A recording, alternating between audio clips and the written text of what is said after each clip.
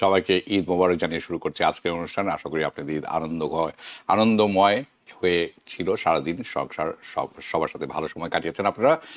আম, যথারীতি আজকে এই আওয়ার ডেমোক্রেসি শুরু করছি আপনাদেরকে স্বাগত জানিয়ে। অনুষ্ঠানটি সরাসরি সম্প্রচারিত হচ্ছে নিউ ইয়র্ক স্টুডিও থেকে এবং আমি হাবিব রহমান আছি আপনাদের সাথে। আজকে অনুষ্ঠানে আপনারা জানেন বিশ্বব্যাপী একটি ঘোলাটে পরিস্থিতি তৈরি হয়েছে এবং সেটা ক্রমাগতভাবে ঘোলা হয়ে যাচ্ছে এবং সেটি কোনো সুরাহা আমরা দেখতে পাচ্ছি না। ডোনাল্ড ট্রাম্প এই মুহূর্তে বেশ কয়েকদিন ধরে একেবারে প্যানিক মোডে আছেন। একেবারে ডেসপারেট মানুষের মতো অন্য দেশগুলোর কাছে অনুরোধ করছেন যারা তাকে মিনিং ইউনাইটেড স্টেটস অফ আমেরিকাকে সাহায্য করে কি ব্যাপারে স্টেট অফ হরমুজ সিকিউর করতে। এর আগে ডোনাল্ড ট্রাম্প দাবি করেছিলেন, যেটি আপনারা অন স্ক্রিনে দেখছেন, অনেক দেশ নাকি আমেরিকার নেভির সাথে মিলে স্টেট অফ হরমুজ নিরাপদ করতে সম্মত হয়েছেন, কিন্তু সেটা ছিল সম্পূর্ণ মিথ্যে কথা। এরপরে একই দিনে সেই দিনই সম্প্রতি আরেকটি পোস্টে ডোনাল্ড ট্রাম্প বলেন যে যেসব দেশ স্ট্রেট অফ হরমুজ দিয়ে যাতায়াত করে তাদের ইউনাইটেড স্টেটসের সাথে যোগ দেওয়া উচিত। Okay, come on, we need your help. Let's make it a team effort. And it should have been, আসলে টিম এফোর্টটা প্রথম থেকে হওয়া উচিত ছিল, ফ্রম দ্য আনসেট। এটাই হচ্ছে চরম দুর্বলতার উদাহরণ, এটাই হচ্ছে চরম হতাশার চিত্র ডোনাল্ড ট্রাম্পের জন্য, আমেরিকার জন্য। এখন দেখুন ডোনাল্ড ট্রাম্প কি পোস্ট করেছিলেন। প্রথম পোস্টটা যদি আরেকবার দেখে আমরা, তিনি বলেছেন এই পোস্টে, the United States of America has beaten and completely decimated Iran both militarily, economically and every other way. But the countries of the world that receives oil from the Hormuz Strait must take care of the passage and we will help a lot. ওকে, এটা হচ্ছে Donald ট্রাম্পের কথা। তো I wonder why Donald শুরু থেকে এই team এফোর্টে ছিলেন না কেন? ওয়াই? হয়তো কারণ উনি এবং নেতানিয়াহু একাই সিদ্ধান্ত নিয়েছিলেন যুদ্ধে ঝাঁপিয়ে পড়বেন এবং দু একদিনের মধ্যে বাজিমাত করবেন। যথেষ্ট প্রস্তুতি ছাড়াই তারা এটি করেছেন। এখন পুরো মিডল ইস্টকে একটি ভয়াবহ যুদ্ধে জড়িয়ে ফেলেছেন। গত দেড় বছর ধরে ডোনাল্ড ট্রাম্প মূলত আমেরিকার অ্যালাইজ বা ফর্মার বলছি কারণ আছে, সাথে বিরোধ তৈরি করেই চলেছিলেন। বিশ্বজুড়ে ট্যারিফ আরোপ করেছেন, একটি নেটো দেশে আক্রমণের হুমকি দিয়েছেন এবং এশিয়ান দেশগুলোকে এমনভাবে ব্যবহার করেছেন, এমন হুমকি দিয়েছেন যে তারা চায়নার সামনে যে হাজির হতে বাধ্য হয়েছে এবং চায়নার সামনে তারা দুর্বলতা প্রকাশ করে ফেলেছে এবং চায়না তার গ্রিপে নিয়ে যাচ্ছেন। আর এখন মিডল ইস্টের আরব দেশগুলো, যারা একসময় এখনও আছেন বলে অনেকে মনে করেন যে ইউনাইটেড স্টেটসের মিত্র, তাদেরও এই যুদ্ধে জড়িয়ে ফেলেছেন। আজ সকালে যারা দেখবেন, স্পেশালি থার্সডে মর্নিং খবর, কাতারও যুদ্ধে জড়িয়ে পড়ছে, তারাও হুমকি দিচ্ছেন যে আমরাও কিন্তু বসে থাকবো না। That's funny. এবং এখনও আপনি এই সাহায্যের প্রায় অন্যান্য দেশের সাহায্য ভিক্ষা করছেন, আপনি মিনিং ডোনাল্ড ট্রাম্প। কারণ এর আগে ডোনাল্ড ট্রাম্প আরেকটি পোস্ট করেছিলেন, দ্বিতীয় পোস্টে যদি আরেকবার দেখি আমরা, many countries specially those who affected by this Iran's attempted closure of Hormuz strait will be sending warship and in conjunction with the United States of America to keep the strait open and safe.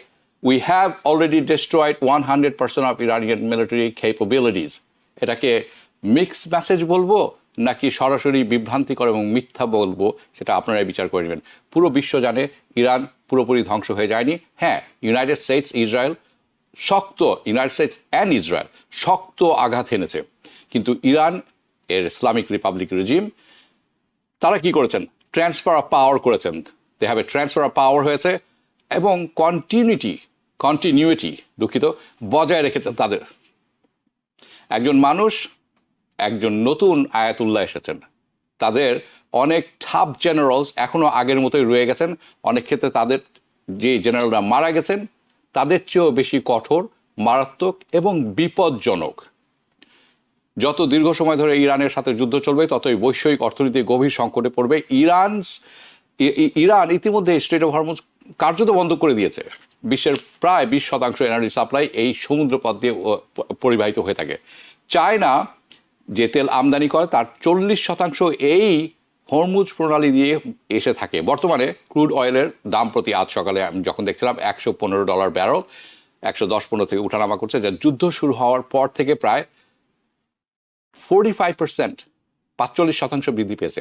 United স্টেটসের গ্যাসোলিনের দাম প্রতি gas gallon বেড়েছে 65%-এরও বেশি বেড়েছে। একইভাবে jet fuel, diesel oil প্রায় 25% বৃদ্ধি পেয়েছে। ইতিমধ্যে এশিয়ার বেশ কিছু দেশ যেমন থাইল্যান্ড, পাকিস্তান, বাংলাদেশ ইতিমধ্যে জ্বালানি সংকট ঘাটতি দেখা গিয়েছে।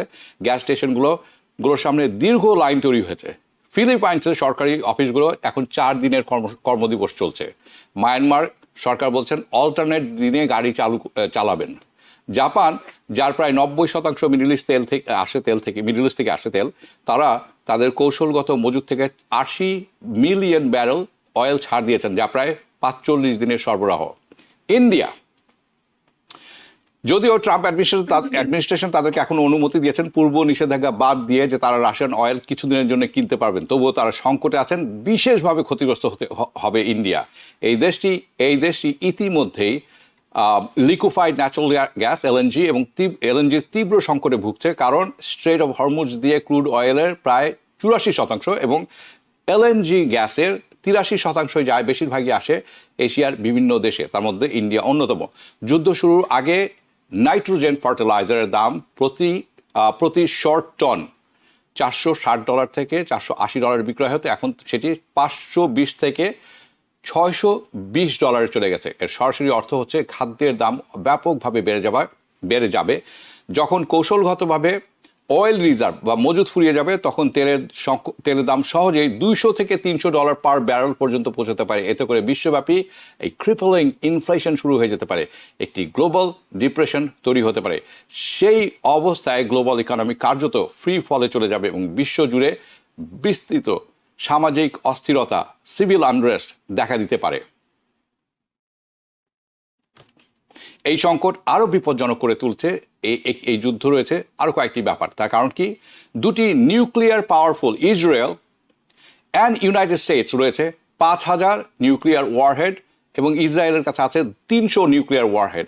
ইতিহাসে প্রথমবারের মতো ইসরায়েল এখন ইরানি মিসাইল এবং ড্রোনের আঘাতে গুরুতর ধ্বংসের মুখোমুখি হয়েছে। তবে কঠোর সেন্সরশিপ থাকার কারণে এই ধ্বংসের প্রকৃত পরিমাণ প্রকাশ করা হচ্ছে না বা আমরা পাচ্ছি না। বিশেষ করে যদি ইউনাইটেড স্টেটস যুদ্ধ থেকে সরে যায়, এই যুদ্ধ থেকে সরে যাওয়ার সিদ্ধান্ত নেয়, সেরকম আমরা গতকালকে কিছুটা আভাস পেয়েছি, তাহলে বেঞ্জামিন নেতানিয়াহু সরকারের পক্ষ থেকে নিউক্লিয়ার ডিভাইস ব্যবহারের উড়িয়ে দেওয়া যায় না, যা একটি গ্লোবাল কনফিগারেশনের বা বৈষয়িক বিপর্যয়ের যুদ্ধের রূপে নিতে পারে। এখন এই যুদ্ধের পরিণতি কোথায় নিয়ে যায়, কোথায় যাবে, কেমন চলছে, এই নিয়ে আলোচনা করবে। এই আলোচনা আমাদের সাথে যোগ দিচ্ছেন লেখক, গবেষক, সাংবাদিক হাসান ফেরদৌস। স্বাগত জানাচ্ছি আপনাকে। আমাদের সাথে আরও আছেন doctor Mohammad Alauddin, assistant professor, saint Mary's college, Indiana. স্বাগত জানাচ্ছি আপনাকেও। হাসান ফেরদৌস, চলুন আপনার কাছ থেকে শুরু করব। এই যে যুদ্ধটা যখন শুরু হয়েছিল, আমাদেরকে বলা হয়েছিল এবং প্রেসিডেন্ট ট্রাম্প দাবি করছিলেন 2 দিন 3 দিন, বড়জোর 1 সপ্তাহের মধ্যে সব কিছু শেষ হয়ে যাবে এবং নিকোলাস মাদুরোর কপালে যেরকম হয়েছিল বা ভেনেজুয়েলার কপালে যেরকম, সেরকম একটি ব্যাপার হবে এবং নতুন করে একটি বিশ্বব্যাপী তার দাপট আবারও তিনি দেখাবেন এবং হি ইজ দ্য ম্যান, এরকম একটি ব্যাপার থাকবে, আমেরিকার সুপার পাওয়ার। কার্যত সেটি হয়নি। অনেকে বলছেন যে আমেরিকা আসলে হারছে। এটি প্রতীকী অর্থে, মানে যদি আপনি সামরিক দিক থেকে বলেন, তারা ভালোভাবে এগিয়ে আছে অন্যান্য যে কোনো দেশের চেয়ে অনেক ব্যাপারে, কিন্তু অনেকেই বলছেন যে America has lost the war. আমি আপনার কাছে জানতে যাব, how America's war on Iran backfired. ধন্যবাদ হাবিব ভাই। আলাউদ্দিন ভাই, আসসালামু আলাইকুম। সবাইকে ঈদের শুভেচ্ছা, আগাম শুভেচ্ছা জানাচ্ছি। হাবিব ভাই, এই যুদ্ধটা চলছে 3 ভাবে, তিনটা মোডে চলছে। একটা হচ্ছে ভার্টিক্যাল, উপর থেকে বোমা পড়ছে, ভার্টিক্যালি হচ্ছে। আরেকটা হচ্ছে হরাইজন্টালি, ইরান রেসপন্স করছে, মাটি থেকে তারা বোমা ছুটছে মূলত গালফ কান্ট্রিগুলিতে। আরেকটা হচ্ছে অ্যাসিমেট্রিক্যালি। এটা কি জিনিস? আমেরিকা যুদ্ধ করছে প্রবল শক্তি নিয়ে, যে শক্তি প্রতিরোধ করার ক্ষমতা ইরানের নেই, আপনি ঠিকই বলেছেন। কিন্তু ইরান যেটা করছে, তারা বিকল্প পথ বেছে নিয়েছে। পথটা কি? সে প্রতিবেশী দেশগুলোর উপরে, যারা মূলত বিশ্বের তেল প্রধান সরবরাহকারী, তাদের উপর হামলা করেছে। এই এই যুক্তি থেকে যে পেইনটাকে আমি স্প্রেড করব, একা আমি কেন সাফার, তুমিও সাফার করো, এবং তুমি সাফার করা মানে গোটা বিশ্ব সাফার করা। এবং এর ফলে হোপফুলি চাপ সৃষ্টি হবে, এবং চাপের ফলে আমেরিকা রিট্রিট করবে। মাথা রাখবেন যে এই দেশগুলিতে কিন্তু মার্কিন সামরিক বেজ রয়েছে, এবং মূলত হামলাগুলি হচ্ছে সামরিক বেসগুলির উপরে। এই হামলার ফলে খুব সহজ কিন্তু ব্যাপারটা, আপনি একটা ড্রোন, যে ড্রোনের দাম 10 থেকে 20 10 থেকে 20 হাজার, সেই 10-20 হাজার ডলারের একটা ড্রোন দিয়ে আপনি পুরো একটা অয়েল ফিল্ড বা একটা ওপেন গ্যাস ফিল্ডকে আপনি ঠান্ডা করে দিতে পারেন। এবং তাই ঘটেছে। গতকাল আমরা দেখেছি আমরা যে প্রথমত ইসরায়েল আক্রমণ করলো পার্স গ্যাস ফিল্ডে, সাউথ পার্স। তার জবাবে ইরানও দেখলাম আমরা, এটা কমন গ্যাস ফিল্ড, ইরান এবং কাতারকে মিলে বিশাল বিশাল লার্জেস্ট গ্যাস ফিল্ড, এটা আক্রমণ হলো। এবং এর ফলে ইতিমধ্যে দেখেছি আমরা যে কাতার কিন্তু তার কমিটমেন্ট থেকে সরে এসেছে, ভাই আমি আর সাপ্লাই করতে পারবো না। একই কথা সৌদি আরবের। সৌদি আরব কি বলেছে, তারা অলরেডি উৎপাদন কমিয়ে দিয়েছে তাদের, কারণ সেখানেও কিন্তু হামলা হয়েছে। মূল লক্ষ্য হচ্ছে ট্যাকটিক্যালি এই দেশগুলিকে এটা অ্যাডমিট করতে বাধ্য করা যে তোমাদের যে আশেপাশে আমেরিকানরা বসে আছে তোমাকে প্রোটেক্ট করার জন্য, তারা তোমাকে প্রোটেক্ট করতে পারবে না, তোমাকে আমার সাথে কোএক্সিস্ট করতে হবে এবং আমার টার্মে। আমেরিকার জন্য বিগেস্ট প্রবলেমটা কি? আমেরিকা, আপনি ঠিকই বলেছেন, আমেরিকা, আমাদের প্রেসিডেন্ট ট্রাম্প সাহেব ভেবেছিলেন যে তিনি খুব দ্রুত 2 দিন 3 দিন, বড় জোর 1 সপ্তাহ লাগবে এটাকে, এবং এই হরমুজ প্রণালী যে বন্ধ হয়ে যাবে তিনি নিজে স্বীকার করেছেন, তাকে কেউ বলেনি, which is a complete lie, কারণ এখানে সবাই আমরা জানি 2002 সালে মার্কিন যুক্তরাষ্ট্রের পেন্টাগন ওয়ার গেমস করেছিল। যদি যুদ্ধ হয় ইরানের সাথে, তার ফলটা কি হবে? মূলত কম্পিউটার দিয়ে এই গেম খেলা হয়, এবং সেই গেমে প্রতিটি রেজাল্টই দেখতে পাওয়া যাচ্ছে যে এটা আমেরিকার জন্য লাভজনক না। ফলে এটা কোনো গোপন খবর নয় যে হরমুজ প্রণালী বন্ধ হয়ে গেলে তেলের দাম বাড়বে, বিশ্বজুড়ে মন্দাবস্থা দেখা দেবে, এবং সবচেয়ে বড় ক্ষতি হবে মার্কিন যুক্তরাষ্ট্রে। কারণ আমেরিকা এবং বিশ্বের অর্থনীতি চলে, এখনো চলে মূলত ইম্পোর্ট করা গ্যাসে এবং তেলে। ঠিক আছে, এই অবস্থায় পৌঁছেছি আমরা এখন। এখন প্রশ্ন হচ্ছে যে আমেরিকা কেন একা হয়ে গেল?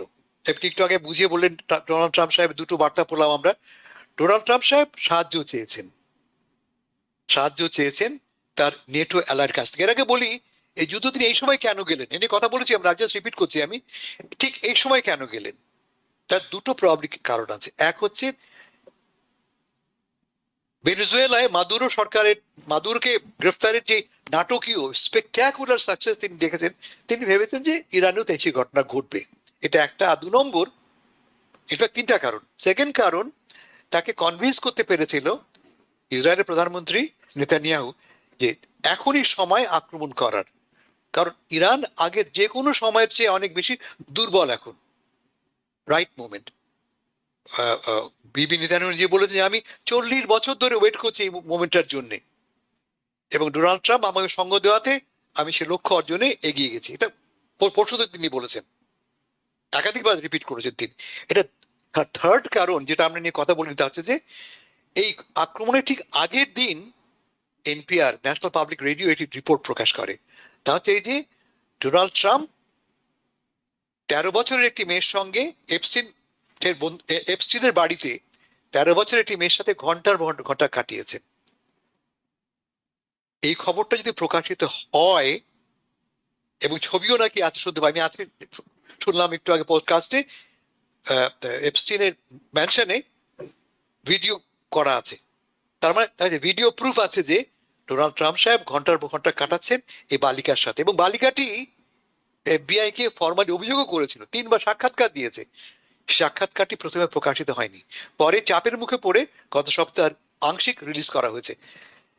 ডিস্ট্র্যাক্ট করবার জন্যই মূলত এই হামলা হয়েছে। 3টা কারণ দাঁড়ালো। 1 দাঁড়ালো ভেনেজুয়েলার সাকসেস, 2 ইসরায়েলের চাপ, এবং 3 এপস্টিন ফাইল। সেকেন্ড ফ্যাক্টরটি রিপিট করে আপনাকে আমি, আমাদের পররাষ্ট্রমন্ত্রী রুবিও খুব কনফার্ম করেছেন যে হ্যাঁ, এখনই কেন যেতে হলো, যদি আমরা না যেতাম তাহলে কিন্তু ইসরায়েল আক্রমণ করে বসতো, আর ইসরায়েল আক্রমণ করলে তার রেসপন্সে আমাদের বেসগুলিতে হামলা করতো ইরান, ফলে আমাদেরকে যেতেই হলো। ফাইনালি বলি আমি, আপনি দেখেছেন 2 দিন আগে জো কেন্ট, তিনি আমাদের ন্যাশনাল ইন্টেলিজেন্স ডিরেক্টরের চিফ, তুলসী গ্যাবার্ডের 1 নম্বর সহকারী, তিনি কাউন্টার ইন্টেলিজেন্স চিফ, তিনি পদত্যাগ করেছেন এই বলে যে এই যুদ্ধ আমাদের না, এই যুদ্ধ অপ্রয়োজনীয়, এই যুদ্ধ করছি আমরা ইসরায়েলের স্বার্থে, তিনি পদত্যাগ করেছেন। ভাবুন আপনি এই পদত্যাগ সিগনিফিকেন্সটা কি? তা হচ্ছে এই যে ডোনাল্ড ট্রাম্পের যে মাগা কোয়ালিশন তা ভেঙে পড়ছে। আমরা আরো কি দেখেছি, মার্জরি টেলর গ্রিন শক্ত ভাষায় আপত্তি করেছেন। টাকা কার্লসন প্রেসিডেন্ট ট্রাম্পের খুব ঘনিষ্ঠ এবং অনুগত সমর্থক, যার সাথে হয়তো প্রতিদিনই কথা হয়, তিনি কঠোর ভাষায় এই এই আক্রমণের এই যুদ্ধের নিন্দা করেছেন। ফলে মাগা কোয়ালিশন ক্রমশ ভেঙে পড়ছে। ঠিক এই অবস্থার মুখে আমরা দাঁড়িয়ে আছি এবং প্রেসিডেন্ট ট্রাম্প আশা করছেন যে তার মিত্ররা তাকে সাহায্য করবে, নেটোরা। অথচ প্রতিটি নেটো দেশ বলেছে ভাই এই যুদ্ধ আমার নয়, নেটো হচ্ছে একটা ডিফেন্সিভ কোয়ালিশন, কিন্তু এটা তো অফেন্সিভ, তুমি তো অফেন্সে গেছো, এখন তুমি আমাকে ডাকছো কেন? আর তিনি আজকে কি বলেছেন, আজকে তিনি অনুরোধ করেছেন ইরানকে, ভাই তুমি ওই ইরাকি গ্যাস ফিল্ডে আক্রমণ করো না, কারণ যে আক্রমণটা ঘটেছে তোমার গ্যাস ফিল্ডে সেটা আমরা করিনি, কাতারও করেনি, ইসরায়েল করেছে, ইসরায়েলকে না করে দিয়েছি, আক্রমণ করো না। তার মানে এটা কি? এটাকে বলে মেল্ট ডাউন। লিটারালি আমাদের চোখের সামনে ডোনাল্ড ট্রাম্প সাহেব ভেঙে পড়ছে, এবং মিথ্যা কথা বলছেন। ও that's his trademark anyway, that's his trademark anyway. কিন্তু মূল কথা হচ্ছে যে আমেরিকার যেই ডিফেন্স স্ট্রাকচার তা কিন্তু পুরোপুরি ভেঙে পড়ছে। ফলে যদি যুদ্ধ অব্যাহত থাকে আরো 1 সপ্তাহ 2 সপ্তাহ, তাহলে সংকটটা কিন্তু এত তীব্র হবে যে আমরা সবাই মরবো। শুধু ইরান মরবে না, শুধু আমেরিকা মরবে না, সারা বিশ্বই মরবে, কারণ তেলের উপর চলে বিশ্ব। আমি আসছি আরো বিষয়, এখানে আপনি অনেকগুলো বিষয় তুলে নিয়ে এসেছেন, আমার মনে হয় ওই বিষয়গুলো আমাদেরকে একটু পরিষ্কার হতে হবে। আমি আসছি আপনার কাছে। আপনি জো কেন্টের কথা বলেছেন, মোহাম্মদ আলাউদ্দিন, আমি যাচ্ছি আপনার কাছে। জো কেন্ট হচ্ছেন শীর্ষ নেতৃত্ব পর্যায়ে top counter terrorism official for Trump administration. উনি, আমরা এখন জানি যে উনি রিজাইন করেছেন। ওকে, কেন? এবং আমি উনার কথা একেবারেই নিউ ইয়র্ক টাইমস থেকে আমি এটা দেখেছি, আই কোট, উনি বলেছেন তার কথা, I can't in good conscience support the ongoing war in Iran, unquote. Okay, এটি কেন বলেছেন? The director of national counter terrorism centre. Okay, so এই লেটারটি উনি লিখেছেন প্রেসিডেন্ট ট্রাম্পকে এবং এটি পোস্ট করেছেন উনি টিউসডেতে। ওকে, এই যে counter terrorism, the head of one of the director of counter terrorism বলছেন আমি কোনো থ্রেট দেখি না, তারপরেও যুদ্ধে জড়ালেন ডোনাল্ড ট্রাম্প। তার রেজিগনেশন লেটার ব্যাপারে যখন ট্রাম্পকে জিজ্ঞাসা করা হলো, হি বললেন he is a good guy, but he is weak, right? এই উইক যে মানুষটাকে বলা হচ্ছে, উনি কিন্তু ওয়ান অফ দ্য টপ মানে কাউন্টার টেররিজম ডাইরেক্টর। আমি আরেকটু খতিয়ে দেখলাম, উনার wife, she was also a army data analyst, যিনি 2019 সালে সিরিয়াতে বম্বিংয়ে মারা গেছেন। Okay, so how do you explain this, যেখানে শীর্ষ নেতৃত্ব স্থানীয় লোকজন বলছেন, কাউন্টার টেররিজমের লোকজন বলছেন যে ইরান আসলে কোনো থ্রেট পোজ করে না, তথাপি ট্রাম্প এবং Republican and Netanyahu, of course, Lindsey Graham, and Huckabee, the idiot, and her daughter is just like another idiot, Sandra Huckabee. So, তাদের মতো লোক এই যুদ্ধটা বাঁধালেন কেন? কার লাভের জন্য? বিশ্ব তো অস্থির হয়ে গেল। Please explain.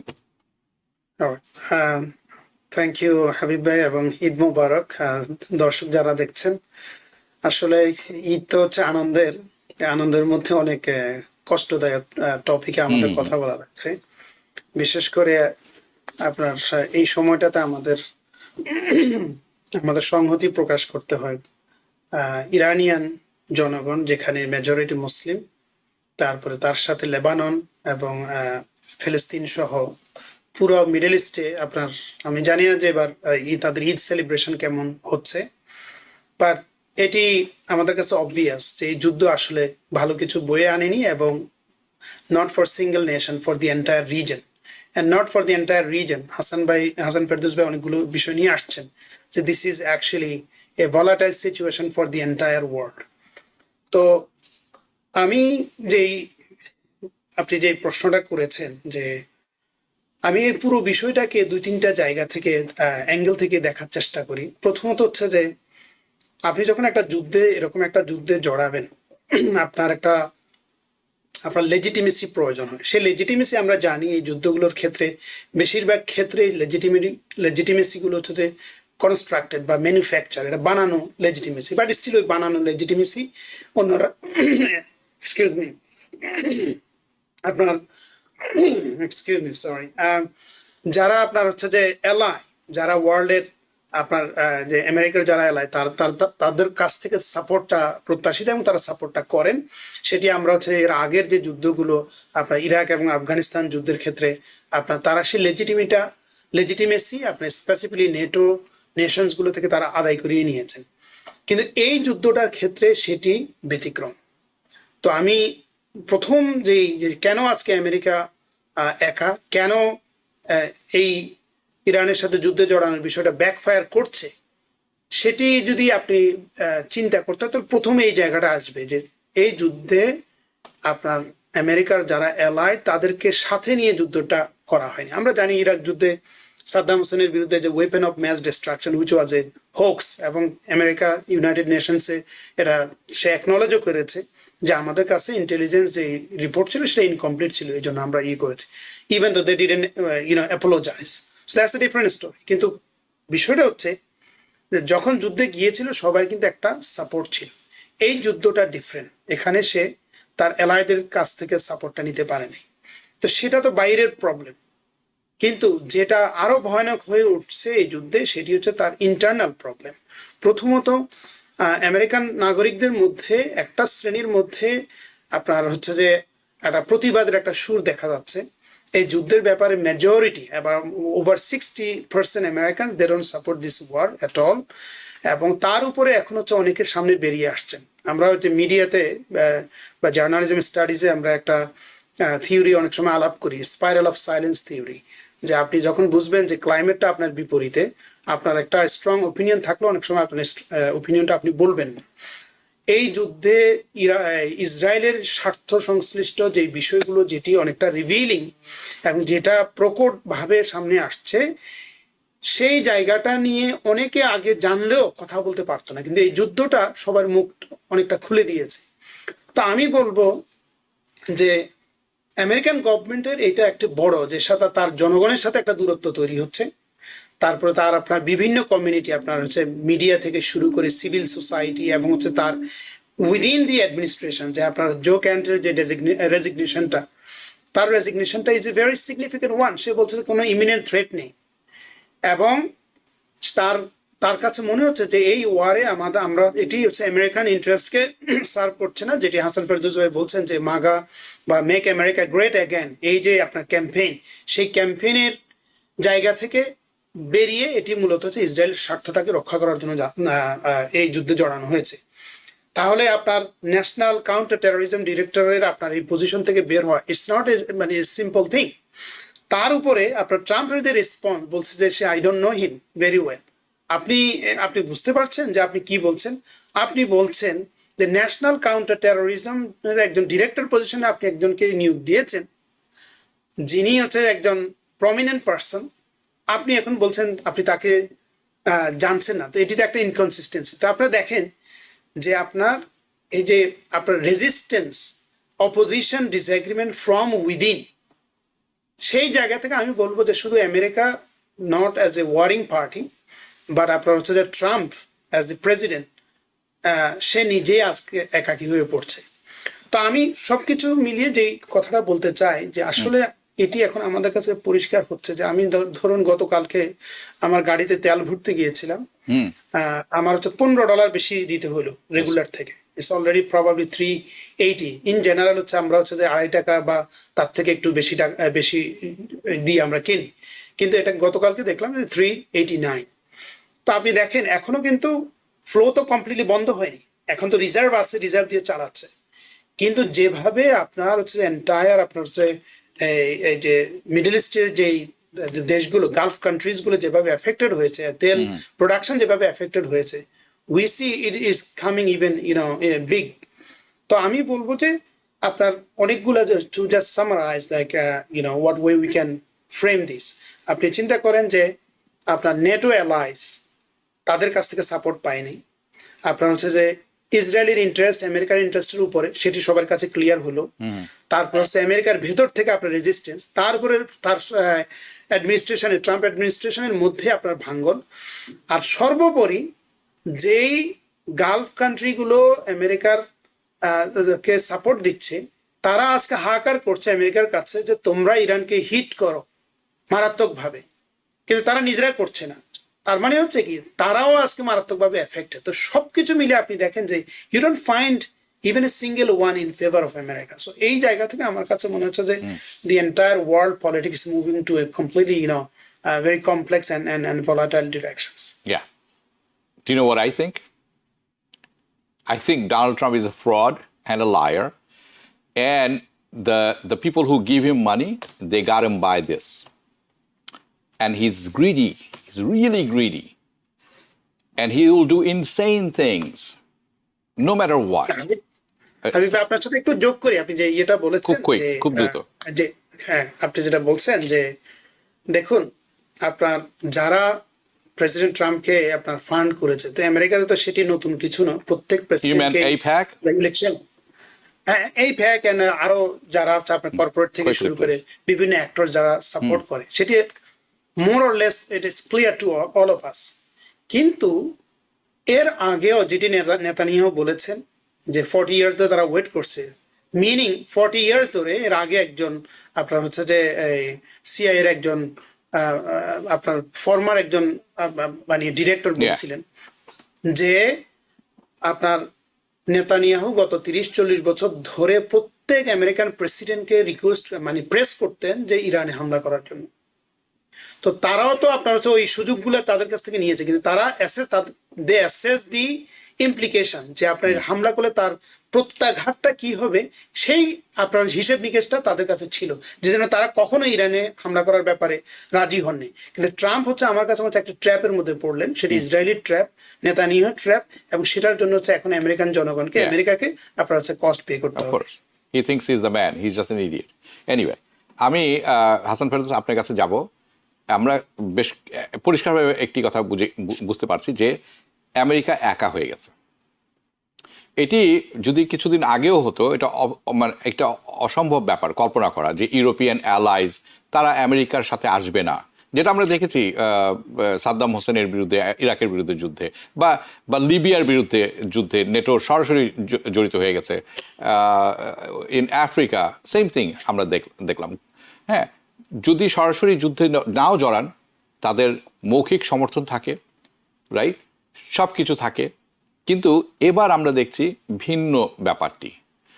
আমি একটি ভিডিও ক্লিপ আপনাকে দেখাবো, চলুন সেটি দেখে আসি, তারপর আমি এই প্রশ্নতে যাব। আমরা কি ভিডিও ক্লিপটা দেখতে পারি উইথ সাউন্ড প্লিজ? ওকে, আমরা কিছুক্ষণ, ওকে, লেটস ওয়াচ।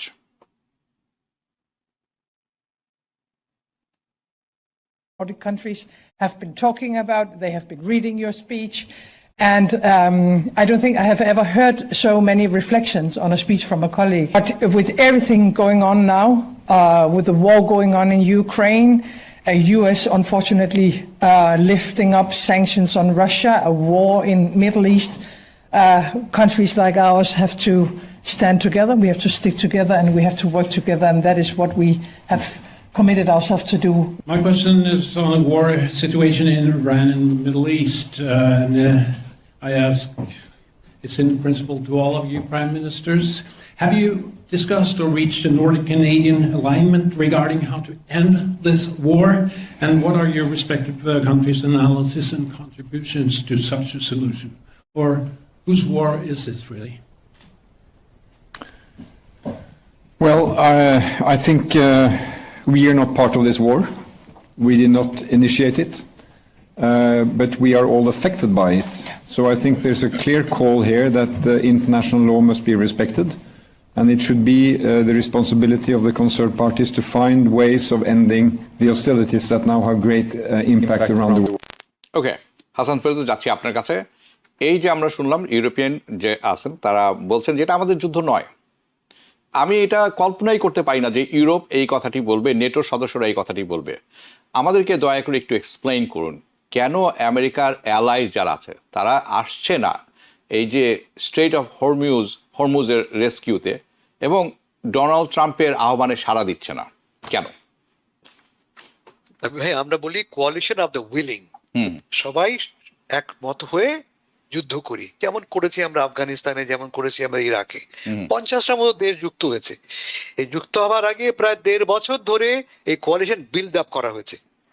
আপনি নিগোশিয়েট করবেন, কথা বলবেন, কনভিন্স করবেন, স্ট্র্যাটেজি ডিফাইন করবেন। এবারের ক্ষেত্রে কোনো রকমের প্রি কনসালটেশন হয়নি, যুদ্ধ যাওয়ার আগে কাউকে একটা ফোন পর্যন্ত করা হয়নি। আমি আপনার পার্টনার, আমি আপনার কোয়ালিশন মেম্বার, আপনি আমাকে বলবেন না আপনি যুদ্ধে কেন যাচ্ছেন, এবার সেখানে আমার ভূমিকা কি? আর যুদ্ধে যাবার পরে বিপদে পড়লেন তখন ফোন করে বললেন ভাই আমাকে সৈন্য পাঠাও, জাহাজ পাঠাও। তার চেয়ে বড় কথা, ডোনাল্ড ট্রাম্প সাহেব তার ক্ষমতা আসার পর দিন থেকেই কি করছেন? ইনসাল্ট করছেন সবাইকে, প্রত্যেক, স্পেশালি নেটো কান্ট্রিগুলিকে। বলে basically it's a coalition of the insulted.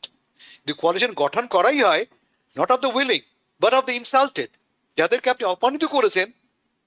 ভেবে দেখুন, আপনি 1 মাস আগে তিনি কি করছিলেন? তিনি একটা নেটো মেম্বারের একটা অংশ গ্রিনল্যান্ড দখল করে নেবে বলছেন। ফলে তুমি আমার বিরুদ্ধে কাজ করবে আর এখন তুমি বিপদে পড়বে, গাড়া করে পড়বে, তোমাকে আমি সাহায্য করবো। তার চেয়ে বড় কথা, এতে করে আমার লাভটা কি? রাইট। এই যুদ্ধ করে আমার লাভটা কি? আমার মানে আমার দেশের মানুষের লাভটা কি? This goes against my interest. ফলে আমি কেন আমার ইন্টারেস্ট কোথায়? যুদ্ধ থামানোতে, যুদ্ধ করাতে নয়। যেটা বললেন নরওয়ের প্রাইম মিনিস্টার, আমাদের সবার দায়িত্ব এই মুহূর্তে যুদ্ধ থামানো। থামাবো কিভাবে আমরা? ভাবুন আপনারা, এখন থামাবো যুদ্ধ। প্রথমত আমাকে আপনার স্ট্র্যাটেজি চেঞ্জ করতে হবে। আপনার অবজেক্টিভটা কি? অবজেক্টিভ ছিল ইরানকে ধ্বংস করা। ইরানকে ধ্বংস আপনি করতে পারবেন না। আমরা এর আগে আলোচনা বললাম যে এটা একটা অ্যাসিমেট্রিক্যাল ওয়ার। এই অ্যাসিমেট্রিক্যাল ওয়ারে আপনি কোনোভাবে ইরানকে নিঃশেষ করতে পারবেন না। আপনি চেয়েছিলেন ইরানের রিজিম চেঞ্জ, এটা আপনি করতে পারবেন না। ইরানের রিজিম এত শক্ত এবং সেখানে ন্যাশনাল সিকিউরিটি অ্যাপারেটাস এত মাল্টি লেয়ার্ড যে আপনার পক্ষে পসিবল না।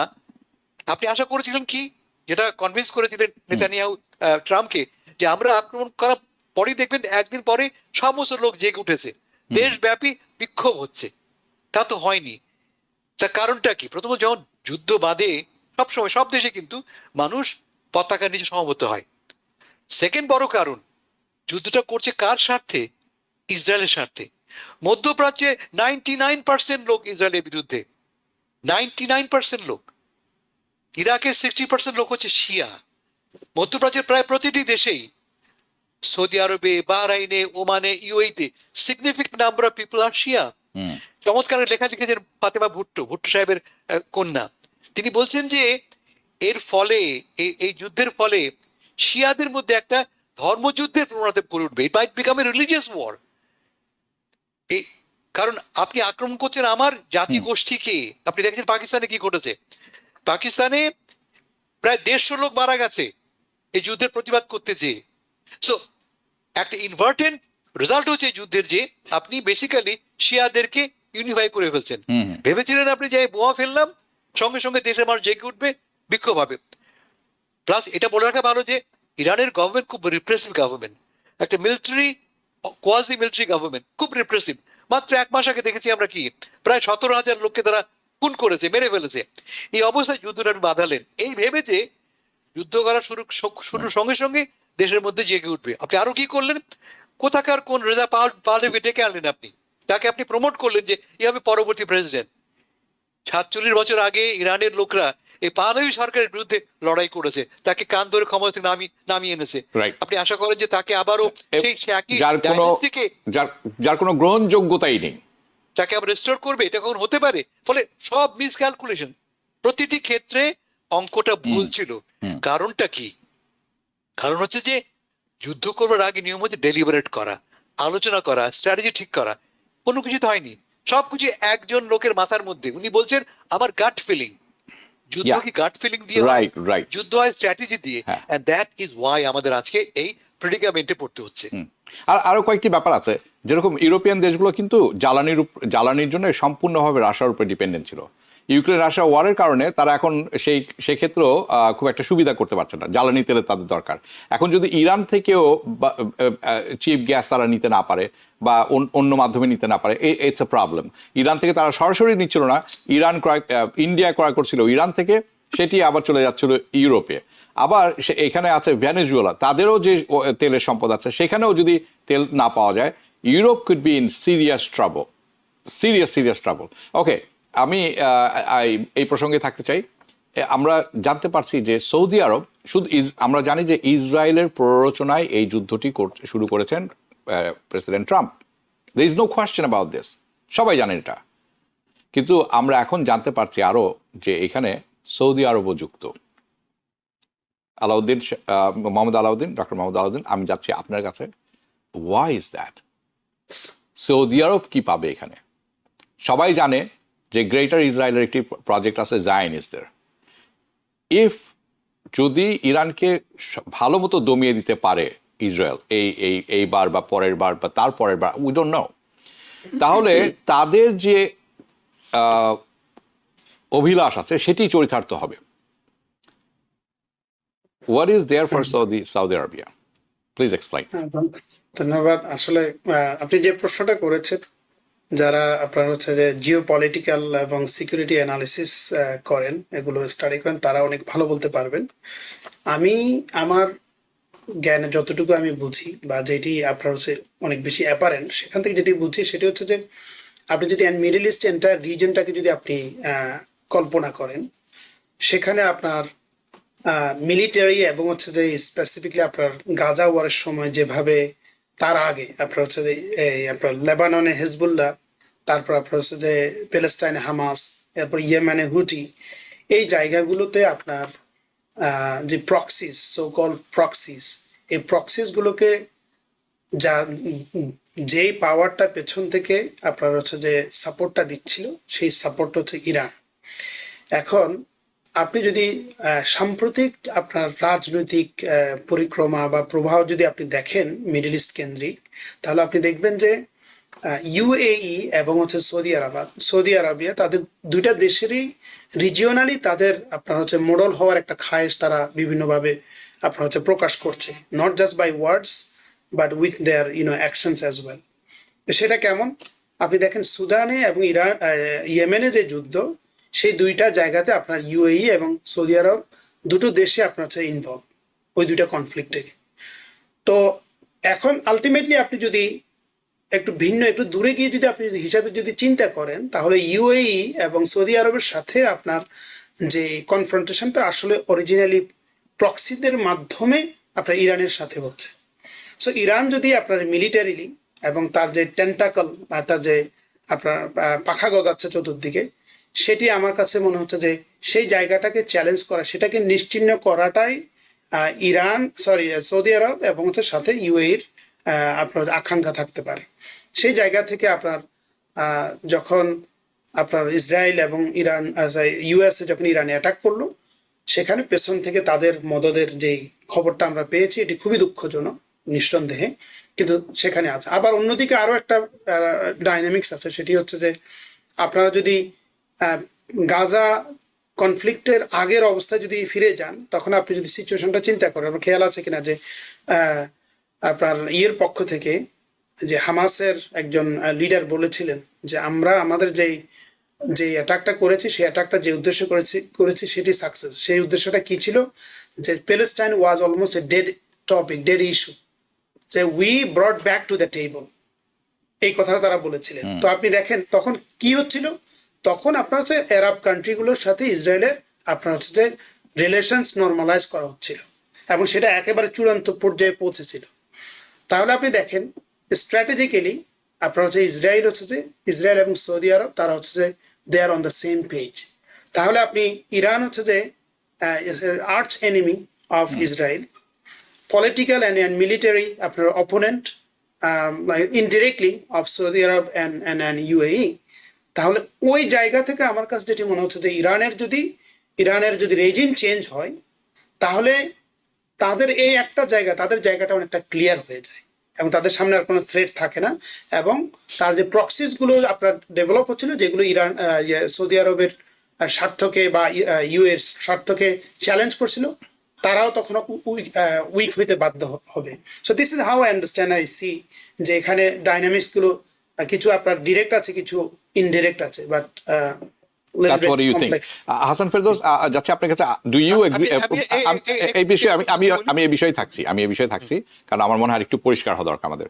প্রথম কথা হচ্ছে, আমরা যেটা শুনলাম মোহাম্মদ আলাউদ্দিনের কাছ থেকে, do you agree with that? এটি হচ্ছে আপনার উইথ দ্যাট অ্যাসেসমেন্ট, রাইট? আরেকটি ব্যাপার আমি আপনার কাছে এই প্রসঙ্গে তুলে ধরতে চাই, যে শুধুমাত্র নেতানিয়াহুর প্ররোচনা নয়, সৌদি আরবের প্ররোচনা ছিল এই যুদ্ধে শুরু করার ব্যাপারে।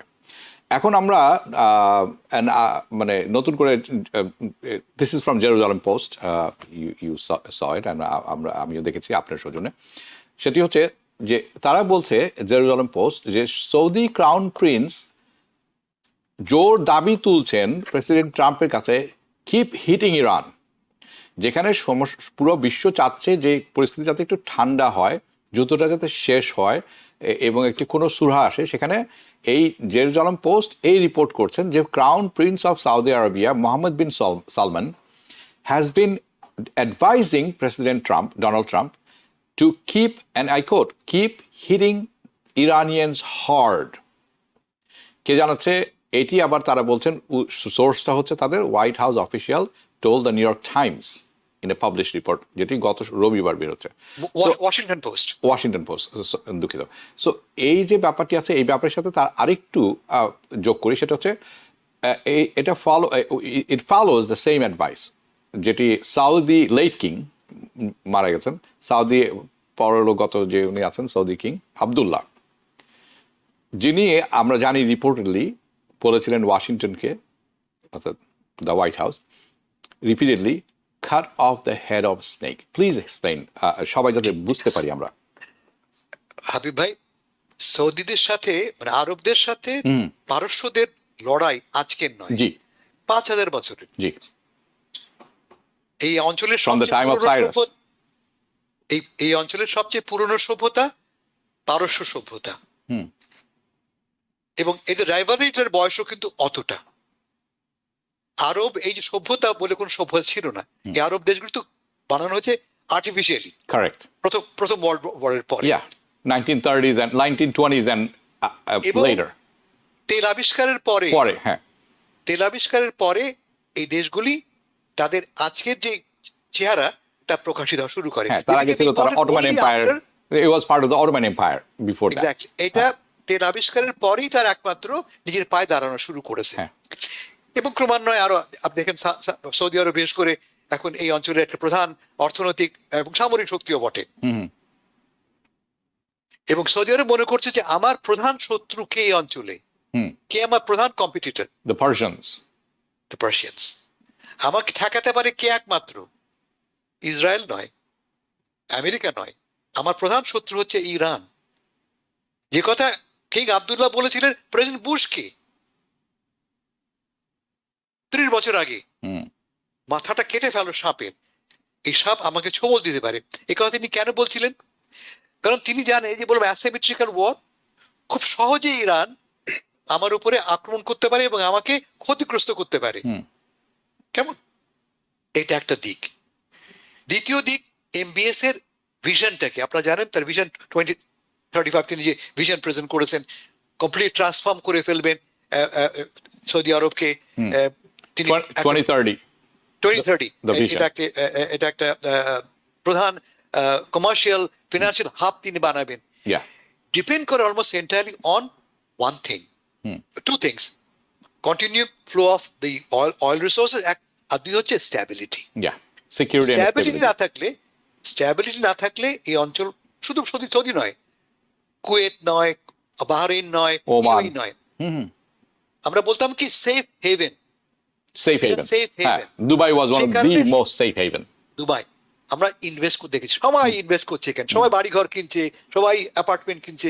ওয়াই? সেফ হেভেন বলে। সেই সেফ হেভেনটা থাকলো না। খুব সহজে 10,000 টাকা ড্রোন দিয়ে সেফ হেভেনকে আমি ভেঙে দিলাম। এই যে নতুন কনফিগারেশন শুরু হলো এর ফলে এই অবস্থায় সৌদি কি করবে? আপনারা কি দেখেছেন সৌদি আরব কিন্তু মধ্যে চুক্তি করেছে পাকিস্তানের সঙ্গে, সামরিক চুক্তি, যাতে কি বলা হচ্ছে, যদি আমি আক্রান্ত হই তুমি আমাকে নিউক্লিয়ার আমরেলা দেবে, পারমাণবিক অস্ত্র দিয়ে আমাকে সাহায্য করবে। এই চুক্তি কিন্তু এর মধ্যে আছে। Yeah, yeah. নেটোর আর্টিকেল yeah. 5 এর মধ্যে কিন্তু Yeah, চুক্তি yeah. এখানে আছে। জি, এবং এই চুক্তির একমাত্র লক্ষ্য কিন্তু ইরান, ইসরায়েল নয়, অন্য কোনো দেশ নয়। এখন এই যে ইনফ্যাক্ট গতকাল মিটিং হয়েছে, গতকাল এই গালফ জিসিসি কান্ট্রিগুলি মিটিং করেছে সৌদি আরবে, ইয়া, হ্যাঁ, রিয়াদে, এবং মিটিং এর সময় কিন্তু হামলাও হয়েছে। কেমন আরব দেশগুলি দেখছে যে আমরা এখন কি করতে পারি, আমরা এখন পাল্টা হামলা করব। পাল্টা হামলা করলে আমাদের যে গ্যাস ফিল্ড আছে ধ্বংস করে দেবে, আমাদের যে প্রাচুর্য, এই শান শওকত সব শেষ হয়ে যাবে। তার চেয়ে বড় কথা, সেন্স অফ স্ট্যাবিলিটি যে আমরা এনশিওর করেছি, দ্যাট উইল বি গন। কেউ আমার এখানে আসবে না ইনভেস্ট করতে। এই একটা চূড়ান্ত ডায়লেমার মধ্যে আছে মধ্যপ্রাচ্য দেশগুলি। তারা কেউ কেন পাল্টা আক্রমণ করেনি। আজকে থেকে প্রথম দিন থেকে আমেরিকা বলছে আসো একসাথে লড়াই করো, not a single country has struck back. কারণটা কি? কারণ তারা জানে এই অ্যাসিমেট্রিক্যাল ওয়ারে কোনোভাবেই আমেরিকা জিতবে না, গালফ কান্ট্রিগুলো জিতবে না, কারণ খুব সহজেই ইরান পাল্টা আঘাত হানতে পারে এবং আপনাকে ক্ষতিগ্রস্ত করতে পারে। আমি কথা আসলে বুঝিয়ে বলতে পারছি। আমি ইরানের এটা হচ্ছে আসল শক্তি।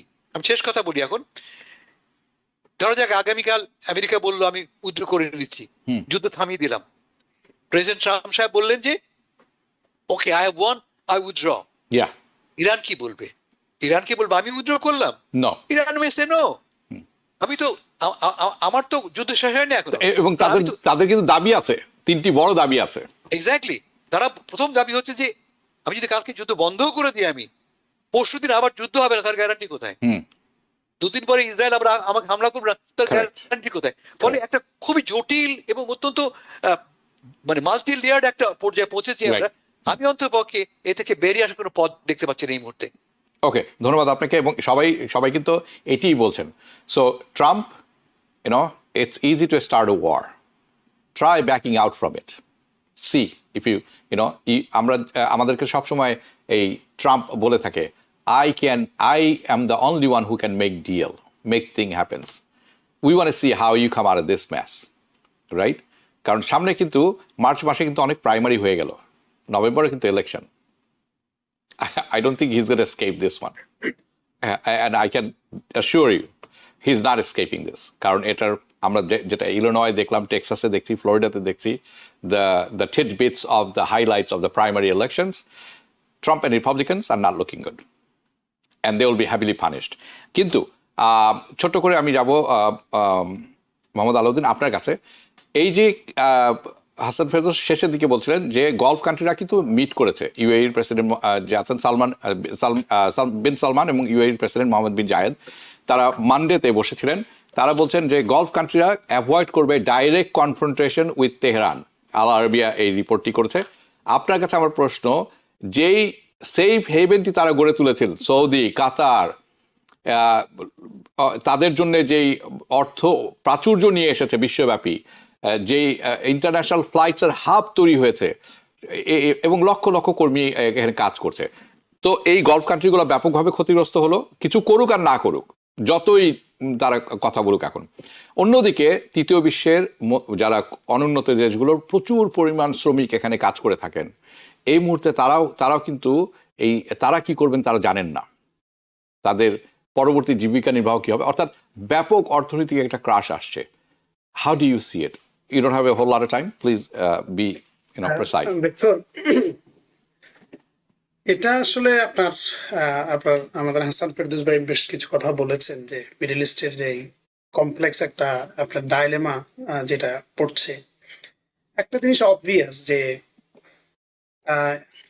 Saudi Arab, UAE, entire Middle East, they want Iran to be weak and an Iranian regime to fall. কিন্তু এই কাজটা তারা করতে চাচ্ছেন না। এটা খুবই অবভিয়াস যে they are thinking about what would be the day after. এই কারণে তারা নিজেরা হামলাটা করছেন না। আপনি দেখেন 2000-এর উপরে আপনার হচ্ছে মানে অ্যাটাক অলরেডি আপনার পাঠাইছে, কিছু আপনার অনেকগুলো আপনার ইন্টারসেপ্ট করেছে, কিন্তু বেশিরভাগই আপনার হচ্ছে আপনার হিট করেছে। তো তাদের কাছে এই বিষয়টা ক্লিয়ার যে আপনার সে দুইভাবে সে ভালনারেবল হতে পারে। কারণ একটা হচ্ছে যে এই যুদ্ধের যে মানে যে উপসংহারটা, এই উপসংহারটা তাদের কাছে ক্লিয়ার না। তারা হামলা করলো, কিন্তু উপসংহারটা যদি এটা হয় যে আমেরিকা এখান থেকে ব্যাক অফ করলো এবং আপনার হচ্ছে যে মিডল ইস্ট আপনার হচ্ছে ইটস লেফট অ্যালোন, তখন how they will be facing this power. এটা একটা ডাইমেনশন। আরেকটা ডাইমেনশন হচ্ছে যে যেটি আমাদের হাসান ফেরদৌস ভাই বললেন যে তাদের যে রুটি রুজির যে জায়গাগুলো, সেটি যখন এফেক্টেড হবে আসলে সার্ভাইভ করবে কিভাবে আপনার। তো এই আমার কাছে যেটি মনে হচ্ছে যে এটা এমন একটি যুদ্ধ যেটি আমার কাছে মনে হচ্ছে যে ইসরায়েল এবং হচ্ছে যে ইরান, তারা মনে করেছিল যে ইসরায়েল এবং হচ্ছে আপনার হচ্ছে আমেরিকা মনে করেছিল ইরান একটি পচা শামুক, কিন্তু আমাদের দেশে আমরা বলি পচা শামুকে পা কাটে। So this is the very good, well said, thank you. কিন্তু এটার কনসিকুয়েন্স আমাদের আলোপ করতে হবে, অনেক দীর্ঘ আলোচনার ব্যাপার আছে। This is not going to stop any time soon in my opinion. Hasan Ferdous, আপনার কাছে সময় কম থাকবে, খুব সংক্ষিপ্ত সময়। বাংলাদেশ প্রসঙ্গে তারেক রহমানের 1 মাস হয়ে গেল। How do you assess this 1 month in terms of success, failure and which way Bangladesh is heading? আগামী সপ্তাহের ব্যাপক আলোচনা আছে, কারণ অনেক প্রশ্ন আছে এই ব্যাপারটিতে। আজকে আমি সংক্ষিপ্তভাবে আপনার কাছে জানতে চাচ্ছি। খুব সংক্ষেপে বলবো যে তারেক রহমান ব্যক্তিগতভাবে জনপ্রিয় হয়েছেন, অনেক রকমের পজিটিভ তিনি সিগন্যাল দিচ্ছেন, সিম্বলিক অনেক ভিক্টরি তিনি করেছেন ছোটখাটো। তার ব্যক্তিগত, তিনি সময় মতো অফিসে আসছেন, তিনি লাটবহন নিয়ে রাস্তা বন্ধ করে অফিস ঢুকছেন ইত্যাদি, লোকেরা পছন্দ করেছে। কিন্তু অন পলিসি ইস্যু দেখতে পাচ্ছি আমরা যে তার সাথে বিগত রেজিমের কোনো বড় তফাৎ নেই। সব জায়গায় দেখতে পাচ্ছি আমরা দলীয়করণ ঘটছে, এমনকি ইউনিভার্সিটিগুলিতেও পর্যন্ত। ইউনিভার্সিটিগুলিতে দেখতে পাচ্ছি আমরা এমন লোককে বসানো হচ্ছে শিক্ষার জন্য নয়, জ্ঞানের জন্য নয়, দলীয় আনুগত্যের কারণে। ফলে ভয়টা হচ্ছে আমার যে সিম্বলিজমে তিনি উইন করলেও এই যে রিয়েল পলিসি ইমপ্লিমেন্টেশনে তার যে ফেলিয়ারটা, সেটা আমাকে বেশি আঘাত করছে। আমি মনে হচ্ছে যে খুব একটা নাটকীয় পরিবর্তন আমরা দেখবো না গত রেজিম থেকে। হ্যাঁ, এই ব্যাপারটাতে আমি কথা দিচ্ছি আগামী সপ্তাহে ব্যাপক আলোচনার প্রয়োজন আছে, কারণ আমি দেখছি বিএনপি বেশ কিছু চুক্তিতে যাচ্ছে ইন্ডিয়ার সাথে, যে চুক্তিগুলো আওয়ামী লীগ করেছিল, বাংলাদেশ বিরোধী, বাংলাদেশের অর্থনীতির বিরোধী, বাংলাদেশের জনগণের বিরোধী। 8 গুণ 10 গুণ বেশি অর্থ দিয়ে আমরা ভারতের আদানির কাছ থেকে বিদ্যুৎ ক্রয় করছিলাম, সেই চুক্তি আবার নবায়নের পথে হাঁটছেন। লাইন অফ ক্রেডিট যেটি ইন্ডিয়ার দেওয়ার কথা ছিল, সেটি 16 বছরে তারা দিতে পারেননি, সেটি নিয়ে আলোচনা শুরু করেছেন। So I find it very strange and very stupid at the same time, এবং এটা ভালো লক্ষণ নয়, যেমনটি হাসান ফেরদৌস বললেন। আমি অনুষ্ঠানটি শেষ করবো, আপনাদের দুজনকে ঈদের শুভেচ্ছা জানলাম, ঈদ মোবারক। দর্শক, আপনাদেরকেও জানাচ্ছি ঈদ মোবারক। দেখা হবে পরবর্তী অনুষ্ঠানে।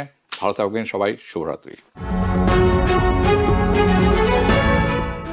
TBN 24 টেলিভিশন দেখতে আজই কল করুন 7187776556। লগ ইন করুন www.totalcablebd.com। নিউ ইয়র্ক থেকে সম্প্রচারিত TBN 24 টেলিভিশন বিশ্বজুড়ে বাঙালির কণ্ঠস্বর।